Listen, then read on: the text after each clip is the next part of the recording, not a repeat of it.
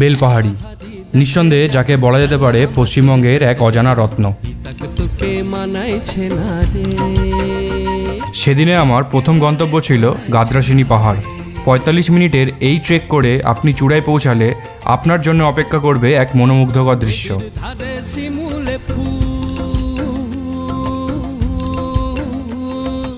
এরপর গিয়েছিলাম খান্দারানী লেক, যাকে নিঃসন্দেহে বলা যেতেই পারে প্রকৃতির মাঝে এক শান্তিপূর্ণ আশ্রয়।